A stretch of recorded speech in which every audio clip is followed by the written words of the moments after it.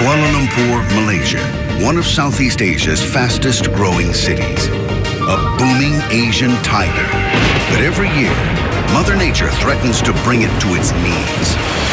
Tropical storms, raging rivers, massive floods.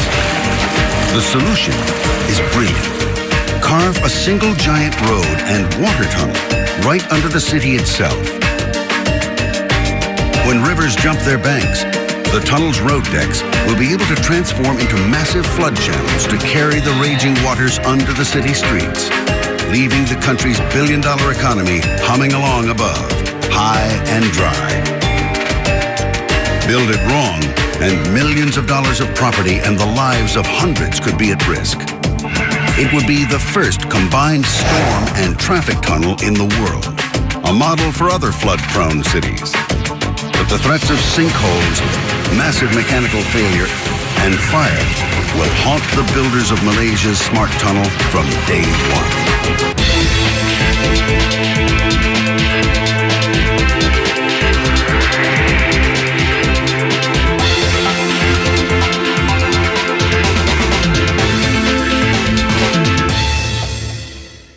This is one of the world's most amazing structures. A 9.7-kilometer-long megatunnel drilled through some of the most unpredictable ground on the planet. Amazingly, it's being constructed just meters below the streets of a major city. The smart tunnel will cost more than $500 million to build.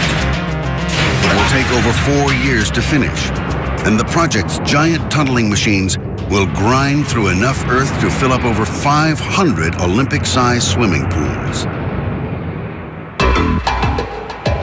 Kuala Lumpur, Malaysia. This modern Asian metropolis lies at the intersection of two major rivers, the Klang and the Gombak. For more than a century, these waterways were the lifeblood of Malaysia's capital. But now, they may be the biggest threat to the city's survival. Every year, tropical storms lash Malaysia, causing its rivers to rage. When floodwaters reach Kuala Lumpur, the rivers can jump their banks and ravage the city center. Floods like this one leave a cleanup bill in the millions and cripple the city's economy for days. No one knows the problem better than Malaysia's Director General of Irrigation and Drainage, Dr. Kisrul. Kuala Lumpur is a meeting point of two rivers, and at the point where the two rivers meet, this is a natural depression. It's like a bowl in the river basin. And during heavy rain, this whole bowl gets flooded with water. Ever since Kuala Lumpur put itself on the map by building the world's highest twin towers, it's been racing to compete with the financial hubs of nearby Singapore and Hong Kong. Leaving its economy at the mercy of nature isn't an option. The Malaysian government desperately needs a solution. The winning proposal is a radical one, a plan that promises to tackle the flooding and the city's worrying rise in traffic delays in one go. The project is called SMART, short for Stormwater Management and Road Tunnel. The SMART concept is surprisingly simple. First, build a massive 9.7-kilometer-long tunnel directly under Kuala Lumpur to safely funnel floodwaters from the Klang River at the north to the Karayong River in the south.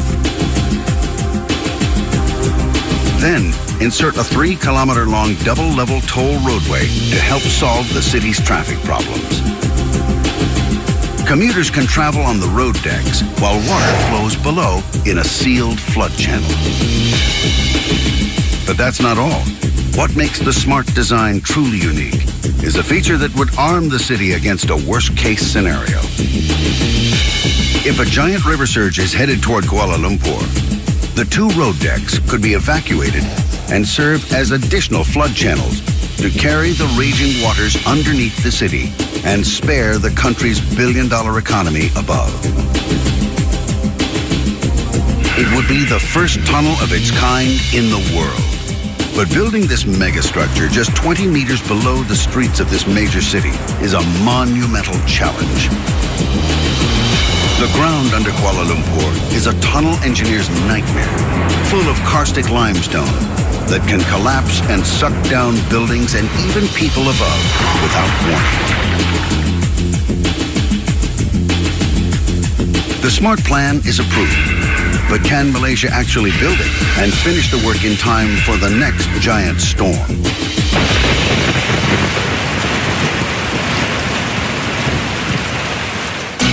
January 2003, Malaysia's heavyweights in engineering and construction start work on the SMART. But this kind of tunneling is new to them. The risks of the project are too great to go it alone.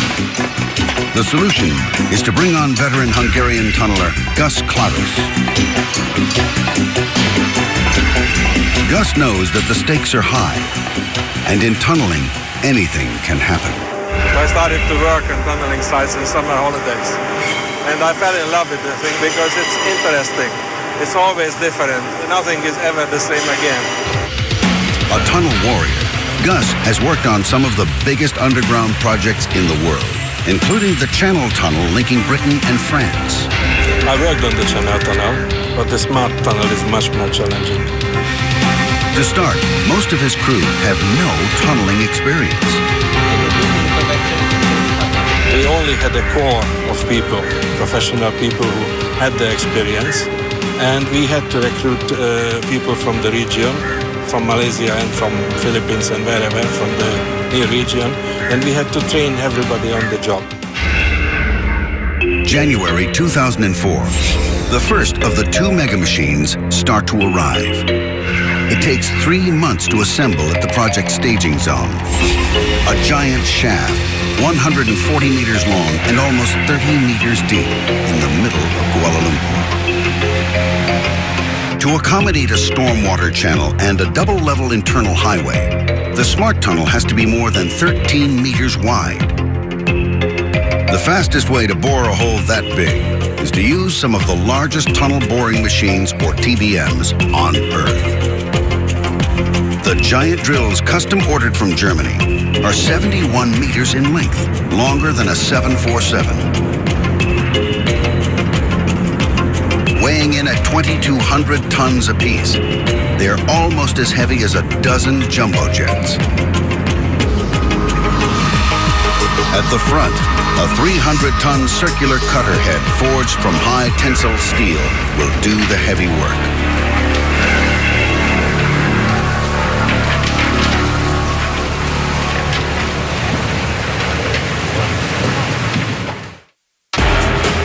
A TBM is an amazing machine that both drills and builds. While digging out new earth, the massive drill edges forward.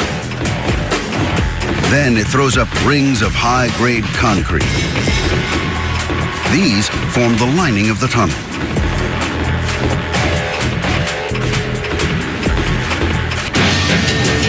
From day one, Senior Project Manager Gus Klados is under pressure to complete the project. If any machine can help him do it, it's this one. Each of the SMART's cutting-edge TBMs cost almost $25 million. This machine has all the features. One could consider it a very luxurious one in the tunnel boring world. This is the Rolls-Royce of the tunnel boring machines. They're armed with the latest ring-building lifters and hydraulic rams. The massive cutter heads are larger than those used to build the Channel Tunnel. May 2004, the second TBM arrives. Any major damage would require custom repairs in Germany and set the project back months. From this staging zone, the plan calls for 2 TBMs and their crews to dig outward. One team will head south to the Karayong River. The other will link up at the Klang River to the north. The job requires the tunnelers to work round the clock for nearly 3 years. It will push the men and machines to the limit. Tunneling finally begins in the South Drive, but immediately there's a problem. the workers are struggling to build the rings. The huge concrete lifters have to be controlled down to the millimeter using tiny joysticks. Malaysian engineer Ng Hao Wei has to keep the men on schedule. I mean, the first time we didn't know what to do actually. We just follow what they asked us to do. It took about 3 hours for one ring build. At that pace, the project would take almost 3 years longer than expected and run millions of dollars over budget. And that's not the only risk. Boring these leviathans just meters below the city streets could cause a major catastrophe. It would be the first structure of its kind anywhere in the world. A giant dual-purpose tunnel for stormwater and traffic. If a flash flood strikes, the roadways inside the tunnel could transform into emergency water channels to help steer the surge safely under the city and spare its racing economy above. 20 meters under Kuala Lumpur, Malaysia. Senior project manager Gus Klados is under pressure to complete the smart tunnel before the next crippling storm. But his workers are still struggling with the materials and machines.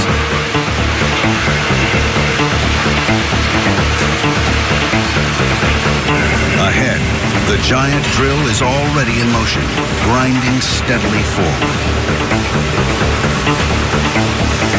Behind, concrete segments are on their way to the TBM. One segment is 10 metric tons, and it is lifted by vacuum only. Giant hydraulic arms swing the segments into place.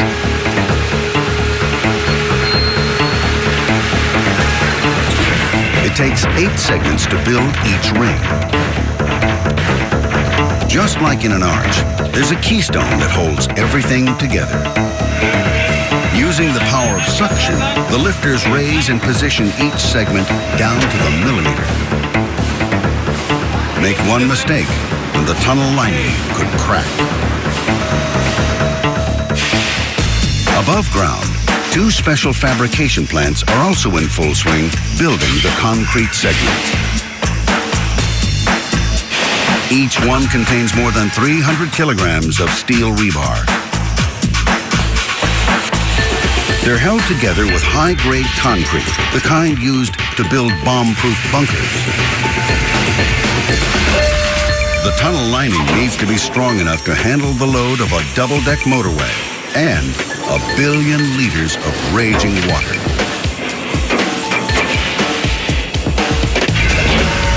At maximum speed, the plants can turn out more than 1,000 segments a week to feed the teams working both the north and south tunnels.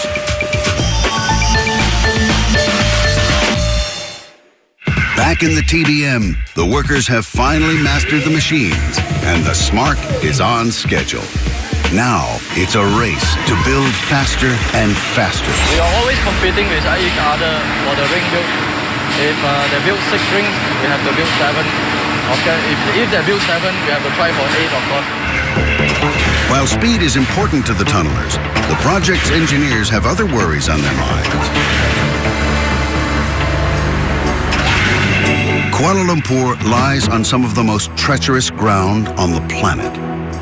It's a tunnel engineer's worst nightmare, a condition geologists call karst topography. Over millions of years, acid in rainwater has slowly eaten away at the limestone bedrock. The result is a vast underground landscape of cliffs, cavities, and fissures, ranging in size from tiny cracks to colossal caves. In Kuala Lumpur, most people don't know they're there until they collapse and bring down the city with them. From the start, engineers knew that building the Smart would require sending the tunnelers and their machines straight into this underground minefield. The stakes are huge. If one of the giant drills hits a large, unstable cavern, it could trigger a monstrous sinkhole. Wherever they occur, sinkholes can come in all shapes and sizes. This one in Guatemala was 40 meters wide. It sucked down houses and killed 3 people. It wasn't caused by tunneling. It occurred suddenly after a major rainstorm. If a sinkhole this large happens in Kuala Lumpur, the results could be catastrophic. It's not the first time engineers have faced this danger.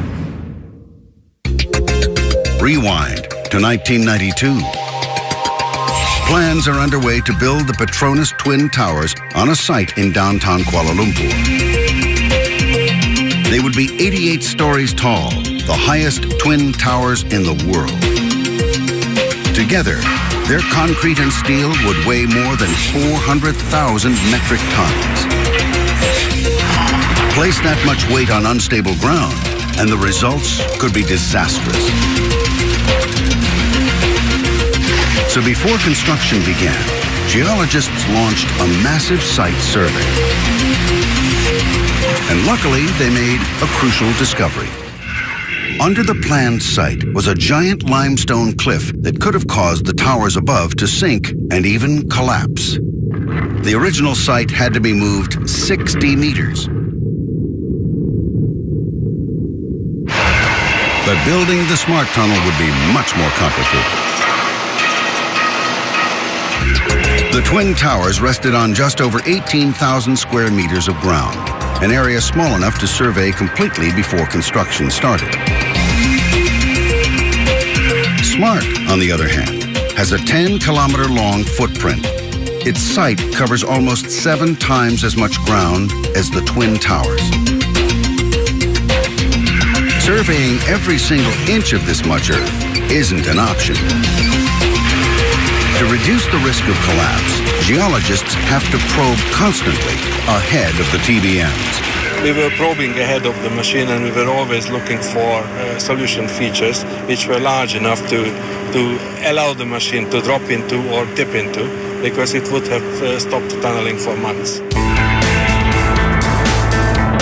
Whenever the surveyors hit a cavity, they pump it full of concrete-based grout. But karst cavities can be less than a meter wide, making it nearly impossible to locate every one along the tunnel's entire route. Smart's long underground journey meant that the tunnelers would face new risks every single day, month after month, for almost 3 years. With so much at stake, the choice of TBMs was critical. The way most tunnel boring machines work is surprisingly simple. The cutter head at the front grinds through soil and rock, much like a household drill. The resulting waste is then loaded on wagons and carried out of the tunnel. This kind of TBM is designed for solid ground. If the drill hits weak cavities, like those under Kuala Lumpur, the earth could cave in on the cutter head. A big enough collapse could even suck the TBM down with it. The TBMs chosen for SMART are specially armed. Their advantage is a sealed high-pressure chamber at the head of the drill. This is pumped full of liquid called bentonite slurry. The intense pressure of the slurry on the rock face fills cavities before they can collapse as the TBM grinds forward.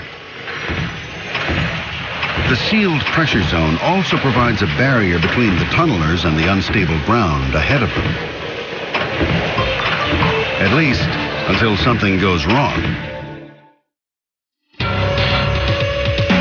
Inside the TBM in the North Drive, there's a problem. The giant drill's progress has slowed dramatically. The team needs to find out why. The TBM's cutter head is armed with 76 forged steel discs to tear through rock and soil. Gus believes the cutter discs have worn down and may need to be replaced. The problem is, the cutter head lies in the forward pressure zone. To get there, the workers have to wait it out in a hyperbaric chamber until it's safe to go inside.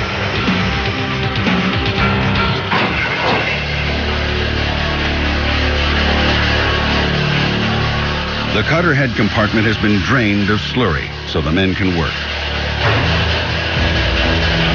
But if the TBM is stopped inside a weak karst cavity, a sudden drop in pressure could cause the ground ahead to cave in.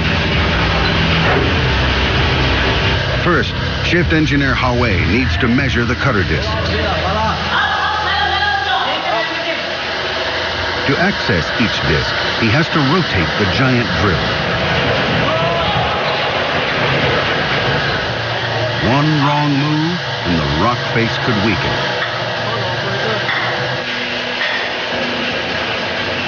The cutter discs are too dull to continue tunneling.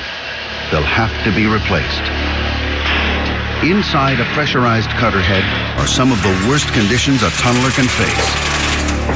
It's noisy. It's hot, with temperatures up to 45 degrees Celsius. And there's barely enough space to move.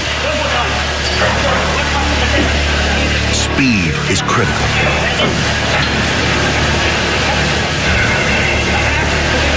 Every time the cutter head moves, there's a new risk of falling rock and soil.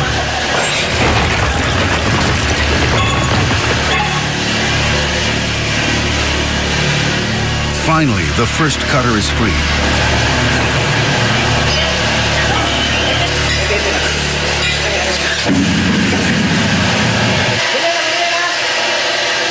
Replacements arrive through a pressure lock. Each cutter is forged from tool steel, some of the hardest metal on the planet, and weighs 200 kilograms. Working in shifts, it takes 64 hours to finish the job. For Gus, the sound of the drill ramping back up to speed is a welcome sign that the problem is over. You can hear the cutter head starting up now, this wah, wah, wah noise. Means the machine is excavating again. The cutter head drive is 4,000 kilowatts. It's quite something. I love this noise. It means the machine is working well. It's fantastic. Hi, Rob. What's up? Keeping the machine serviced and on schedule is Gus's priority.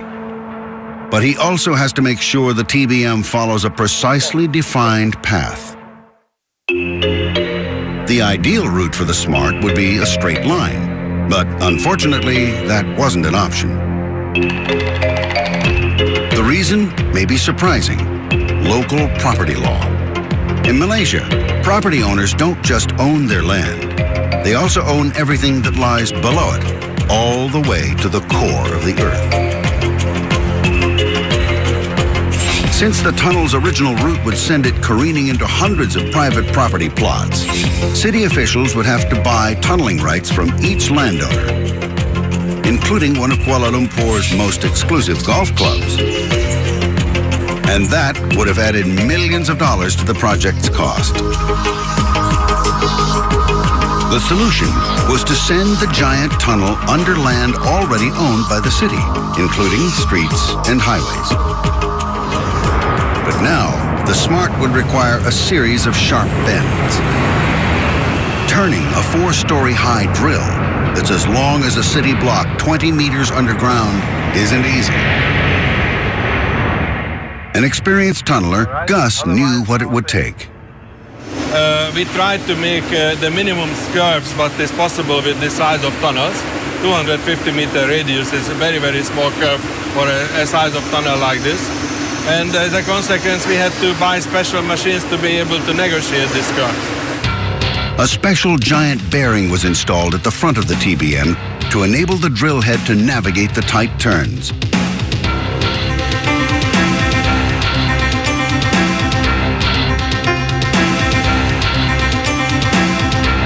And high-grade ring segments had to be specially fabricated to make the tunnel lining turn too.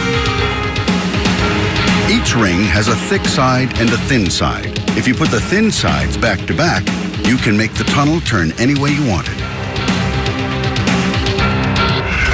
The TBM team is under constant pressure to finish the Smart on schedule. But just behind the tunnelers, another challenge is looming.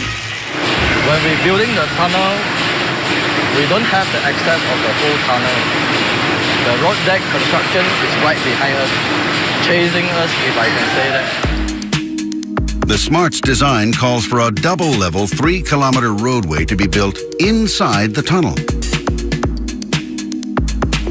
The problem is they have to construct it less than 300 millimeters above the moving trains that carry crucial supplies to teams working deep inside. Many said it couldn't be done. The solution? To build just 2 key supports on either side of the train track, and then use the lining of the tunnel itself to help suspend huge precast slabs over the train.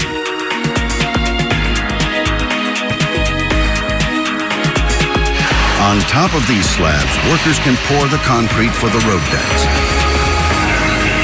while the train below keeps running round the clock.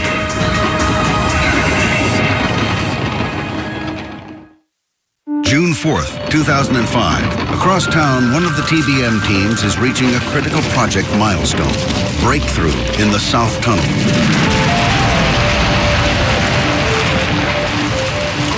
After drilling for 9 months and building 1,067 rings, the South Drive TBM emerges right on target.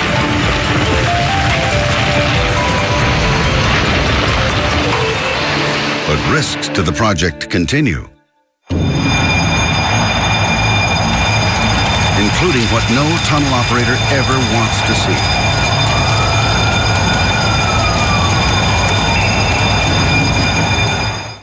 Tunnelers are more than 2 years into their big dig to build the giant smart tunnel under Kuala Lumpur, Malaysia. The tunnel will be the first of its kind on the planet, a combined roadway and flood channel that can protect this Southeast Asian city against future giant floods.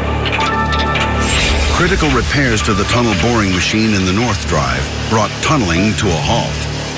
Now, the giant machine and its crew are back on schedule, racing again toward completion. After 3 years, the double-level roadway is finally open for business. But now, the lives of commuters will be at stake too. Thousands of vehicles are expected to travel through the tunnel every day.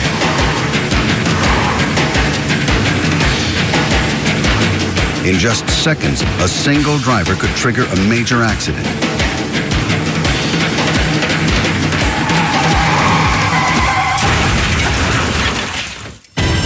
It's every tunnel operator's worst nightmare.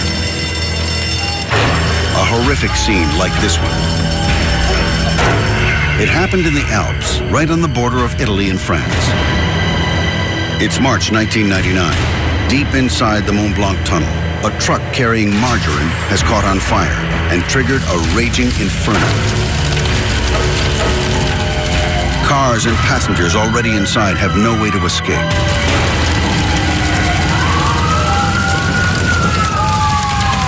Flames race through the tunnel, engulfing everything in their path.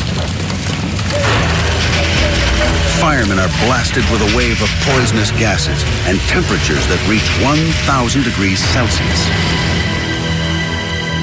66 people are reported missing. It takes 53 hours to control the fire. When it's all over, 39 people are dead, and the Mont Blanc Inferno will go down as one of the deadliest tunnel fires in history. In Kuala Lumpur, safety officials know that accident and fire will be constant threats to the Smart. The critical question will be, how fast can they control them?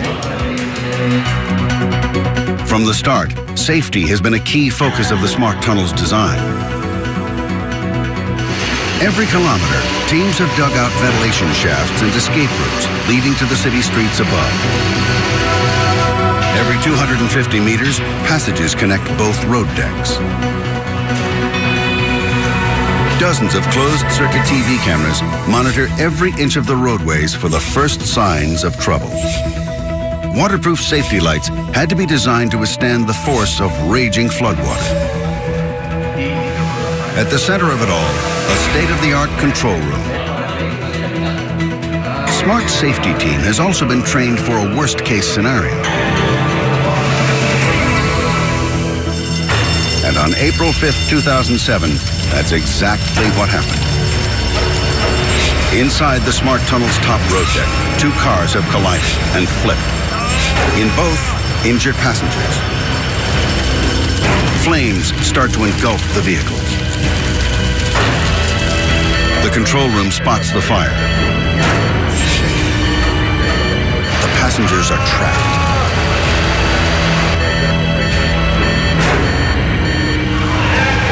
Rescue crews try to reach the scene, but smoke is filling the tunnel.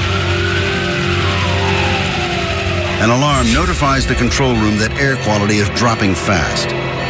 Fans in the ventilation shafts start to disperse the smoke.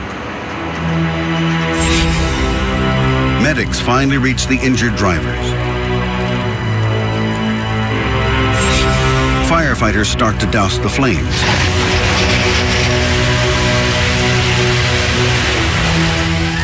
The smoke levels appear to be dropping. The passengers are on their way to hospital. And soon the fire is out. Officials breathe a sigh of relief. They have staged this accident to test the Smart's safety team. There's no telling what would happen in a real emergency. But this test, at least, has been a success. The Smart's roadways will reduce congestion and traveling time into the city center. The tolls collected will help repay the $500 million cost of building the Smart. But unfortunately, the risk of a project overspend continues. Tunnelers still have 552 meters to go in the North Drive. Their TBM is chewing the earth 20 meters below a popular commuting route. And Smart's engineers could soon have a potential catastrophe on their hands. The TBM will have to drill extremely close to these, the pylons of Malaysia's national grid. If one of these towers topples, it could shut down power to much of the city. Ensuring the safety of the pylons falls to senior geotechnical engineer S. Satkunasilan. The three pylons that are in close proximity to the TBM alignment form part of the national grid, and that makes it super sensitive. As the TBM approaches, Satkunasilan's team reinforces each pylon and carefully monitors it for the slightest evidence of movement. Meanwhile, the giant drill is grinding its way closer and closer. In the TBM's control room, the driver starts to coax it as they near the pylons. He keeps his eye on the slurry pressure. Any drop in the gauge could be a sign that the ground is collapsing under the pylons.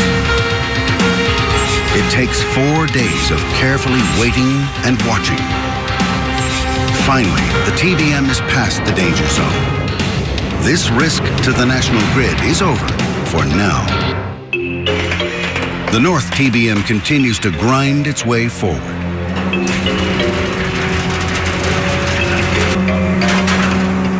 Now, tunnelers have to commute 5 kilometers into the tunnel to reach the giant drill.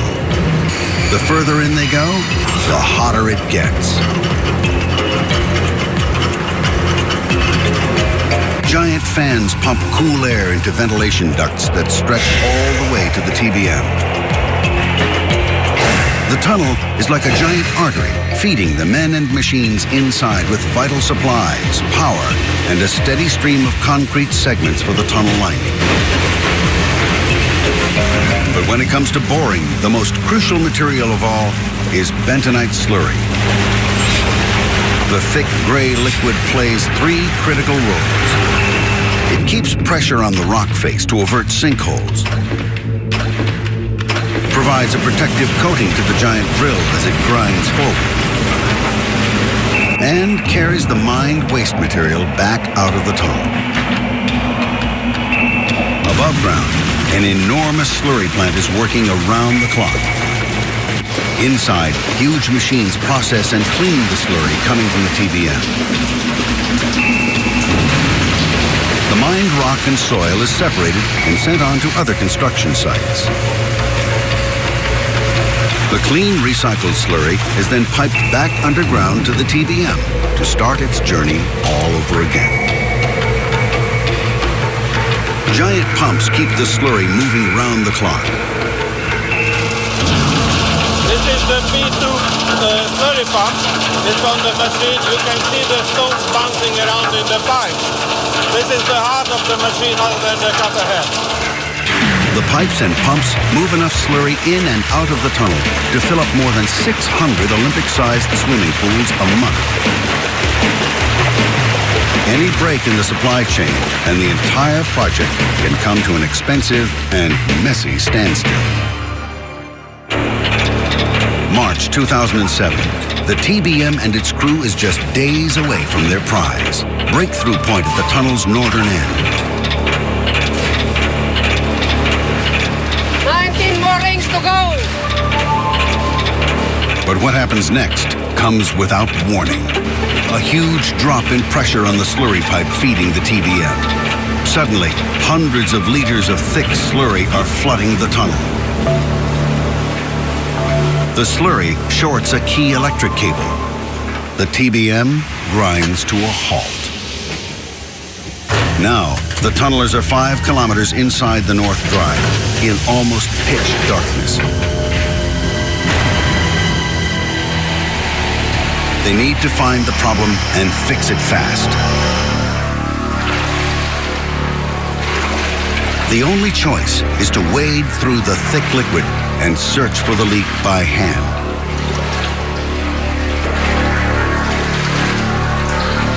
Attempts to repair the power lines fail.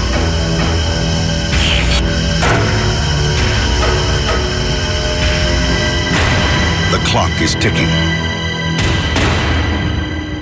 Finally, they find the ruptured slurry pipe. The flood of slurry in the tunnel will have to be pumped out and a skilled pipe fitting team brought in to do the repairs. We're pumping it out now. When we get the level of the bentonite down, then we can take out the pipe and put the new pipe in. But there's limited light, power, and access.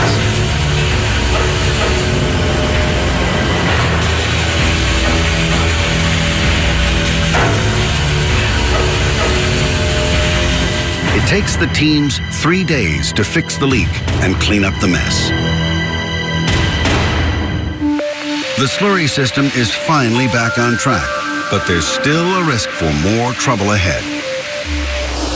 Everything is overused and abused to such an extent by now that anything can break down. And if anything breaks down, we won't make it. People are a bit nervous, including myself. April 2nd, 2007. Malaysian officials gather at the final breakthrough point, waiting for the TBM's arrival.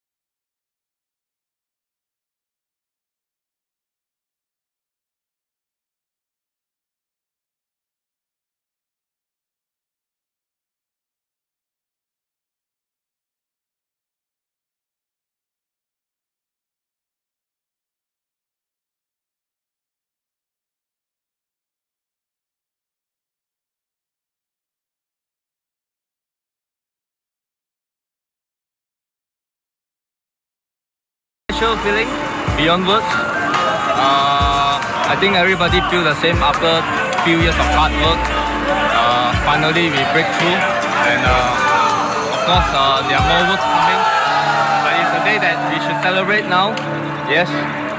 Congratulations, guys. Very, very well done. Thank you. The SMART now reaches nearly 10 kilometers from the Klang River in the north to the Karayong in the south. But just weeks after the breakthrough, a huge tropical storm lashes Malaysia. As water rises in the Klang and Gombak rivers, another flood in downtown Kuala Lumpur seems imminent. The tunnel has been built, but will it actually work? What will happen when the tunnel's roadways are flooded with millions of liters of raging water? A huge tropical storm pounds Malaysia. Floodwaters threaten to cripple the city of Kuala Lumpur. Officials prepare to put their giant new SMART tunnel into action to divert water from the Klang River in the north to the Karayong River in the south. They still don't know yet if it will actually work. The SMART tunnel was designed to handle 3 different modes. Mode 1 is for normal weather. In this mode, both levels of roadway are open for traffic, and the water channel below is closed and dry. When moderate storms hit Kuala Lumpur, the tunnel will enter Mode 2. The roadways will still remain open. Now, floodwater can flow underneath the traffic. The most critical mode of all is Mode 3. If a giant flood surge is threatening the city, the tunnel roadways will be evacuated, and the raging river water can surge down all 3 levels of the SMART. That is, if everything goes to plan. The storm continues to drench Kuala Lumpur. As river levels rise, officials divert water from the Klang River into a holding pond before channeling it into the tunnel.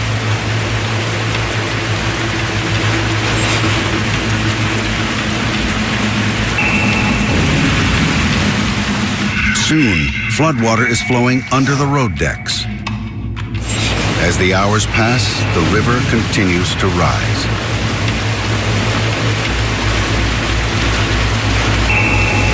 With more and more water filling the SMART, the time has finally come for the tunnel's ultimate test, a Mode 3 surge. We must put it into operation and to see that it will work as planned and as designed. If the Mode 3 works, it could save Kuala Lumpur and its economy from more crippling floods. But failure could drop the project into a $500 million sinkhole. All traffic has to be evacuated in less than 45 minutes. When the surge arrives, it will block all escape routes. Anyone left inside could drown.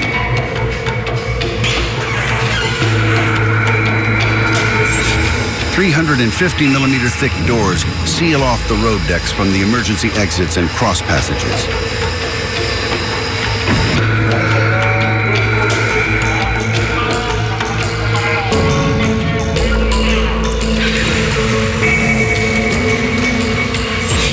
Huge 37-ton hydraulic gates prevent floodwater from escaping to the city above.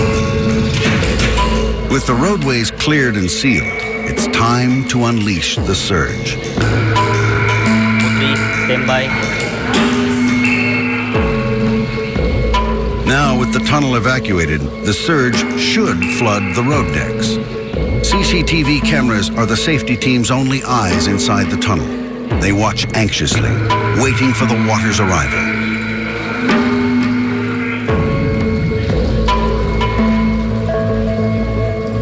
Then it appears. The surge is flooding the roadways.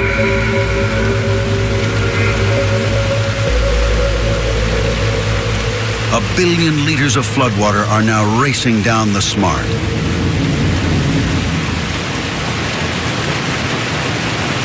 Camera after camera tracks the surge's progress as it makes its way under Kuala Lumpur. As the minutes go by, the water fills the bottom roadway. In the upper deck, it's also rising fast. If the engineers' calculations are off, the roadways could crack under so much pressure.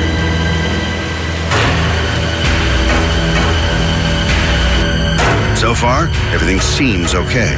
The waterproofed lighting and electrical lines are still operational. The cameras are working. And the safety team is able to control the surge. Finally, the team spots the floodwaters flowing out of the tunnel south of the city. The SMART has passed its final test. It's working exactly as designed. Malaysia's Director General of Irrigation and Drainage, Datuk Kizrul, has been waiting for this moment for years. With this under our belt, I think we can be confident that we'll be ready when the big flood comes. It's a brilliant idea to solve a major city's traffic and flood problems with a single tunnel. The challenge was enormous. Kilometer after kilometer of treacherous ground, the risk of collapse and mechanical failure, all just meters under a major city. The SMART tunnel will go down in history as the first megastructure of its kind.